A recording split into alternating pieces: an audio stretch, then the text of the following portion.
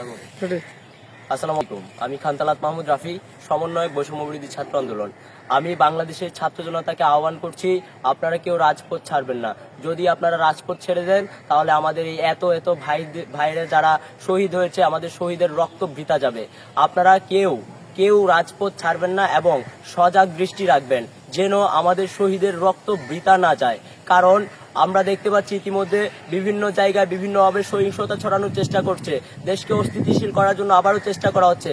আমরা স্পষ্ট ভাষায় বলে দিতে চাই, আমরা যেহেতু 15 বছরের এই স্বৈরাচার সরকারকে পতন ঘটাতে পেরেছি, 15 বছরের যেই স্বৈরাচার সরকার আমাদেরকে শাসন শোষণ করেছে, সেই সরকারকে আমরা পালিয়ে যেতে বাধ্য করেছি। যদি কেউ আবারও অস্থিতিশীলতা তৈরি করার চেষ্টা করে, আমরা বাংলাদেশের ছাত্র জনতা সবাই আবারও রাজপথে নামবো। কিন্তু আমাদের এই সফলতাকে, আমাদের এই অর্জনকে, আমাদের এই শহীদের রক্তকে বৃথা যেতে দিতে পারি না এবং দিব না। এটা আমাদের একদম ক্লিয়ার মেসেজ। আর আপনারা যেখানে আছেন প্রত্যেকটা জায়গায় আপনারা নিজেরা নিজ দায়িত্বে দেশ গঠনের চেষ্টা করবেন। কারণ এই দেশ আমাদের, এই দেশ আপনার, এই দেশ আমাদের সবার। আমাদের সবাইকে সম্মিলিতভাবে, ঐক্যবদ্ধভাবে আমাদের দেশকে রক্ষা করতে হবে এবং আমাদের দেশ পুনর্গঠনের কাজে আমাদের নিজেদেরকে এগিয়ে আসতে হবে। তাই আমরা আবার স্পষ্টভাবে বলতে চাই, আমাদের এই দেশে কোনো ফেসিবাদের, কোনো স্বৈরাচারের কোনো জায়গা হবে না। আমরা যেহেতু আমাদের ওই আগের একটা যে ফেসিবাদ ছিল 15 বছর, যারা আমাদেরকে শাসন শোষণ করেছে, যারা আমাদেরকে অত্যাচার করেছে, তাদেরকে আমরা প্রতিহত করতে পেরেছি। এবং যদি কেউ আবারও এটা করার চেষ্টা করে তাহলে আমরা আবার ছাত্র জনতা বাংলাদেশের সবাই মিলে আবার রাজপথে নামবো এবং তাদেরকে প্রতিহত করব। এবং আমরা প্রয়োজনে আরও রক্ত দিব। লাশের মিছিল এখানেই শেষ হবে না, লাশের মিছিল আরও চলবে যদি এমন কিছু করার চেষ্টা করা হয়। তাই আমি বাংলাদেশের ছাত্র জনতা এবং আপামর জনতাকে আহ্বান জানাচ্ছি, আপনারা যেখানে আছেন দেশের প্রত্যেকটা প্রান্ত থেকে যারা মুক্তিকামী ছাত্র জনতা আপনারা ছিলেন, আমাদের এই আন্দোলনকে সফল করেছেন, এটা একটা আমাদের প্রাথমিক বিজয় এবং আমাদের চূড়ান্ত বিজয় পর্যন্ত আমাদেরকে রাজপথে থাকতে হবে, দেশ পুনর্গঠনের কাজে অংশগ্রহণ করতে হবে। তাই আপনারা কেউ এখনই ভাববেন না যে আপনাদের চূড়ান্ত বিজয় হয়ে গেছে। আমাদের এখনো চূড়ান্ত বিজয় হয় নাই, আমাদের বিজয় এখনো বাকি আছে, আমাদের কাজ এখনো বাকি আছে, আমাদের কাঁধে অনেক বোঝা, আমাদের কাঁধে এখন অনেক দায়িত্ব।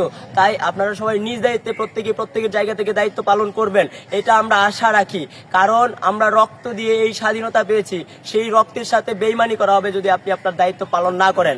তাই আমরা চাই আপনারা প্রত্যেকের জায়গা থেকে কথা বলবেন, প্রত্যেকের জায়গা থেকে রুখে দিবেন, যেন কেউ কোনোভাবে অস্থিতিশীলতা তৈরি করতে না পারে। যদি কেউ অস্থিতিশীলতা তৈরি করার চেষ্টা করে তাহলে বৈষম্যবিরোধী ছাত্র আন্দোলনের নেতৃত্বে সারা বাংলাদেশের ছাত্র জনতা আবারও রাজপথে নামবে, প্রয়োজনে আবারও রক্ত দেবে, আবারও এই অকর্মগুলা, এই অত্যাচারগুলা, এই ফেসিবাদী চর্চাগুলো আবারও রুখে দিতে অবশ্যই সবসময় সচেষ্ট থাকবে।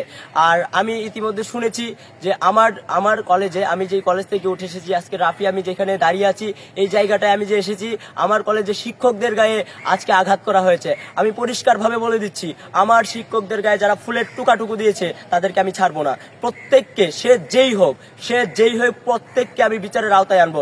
আপনারা দেখেছেন ঢাকা বিশ্ববিদ্যালয়ের দুইজন শিক্ষকের উপরে হাত তোলার পরে পরিণতিটা কি হয়েছে। আমি এইটুকু ক্লিয়ার মেসেজ দিচ্ছি, যারা আমার শিক্ষকদের গায়ে হাত দিয়েছে, যারা আমার শিক্ষকদের টাচ করেছে, যারা আমার শিক্ষকদের ফুলের টুকাটুকু দিয়েছে, প্রত্যেককেই খুব দ্রুত আইনের আওতায় আনা হবে এবং চূড়ান্তভাবে শাস্তি প্রদান করা হবে। চূড়ান্তভাবে শাস্তি প্রদান করে তারপর তাদের বিরুদ্ধে ব্যবস্থা নেওয়া হবে। এবং আপনারা যারা আমার কলেজে আঘাত করেছেন, আমার কলেজে গিয়ে হামলা করেছেন, আমি আপনাদেরকে ক্লিয়ার মেসেজ দিচ্ছি, যদি আমার কলেজে আর একটা টুকা পর্যন্ত দেওয়া হয় তাহলে এই পরিণতি খুব ভয়ঙ্কর হবে, খুব বেশি ভয়ঙ্কর হবে। আমার টিচারদের যদি আর কেউ ফুলের টুকা দেওয়ার চেষ্টা করে এবং যেটা হয়েছে এটার প্রত্যেকটার কড়াই গন্ডায় হিসেব হবে।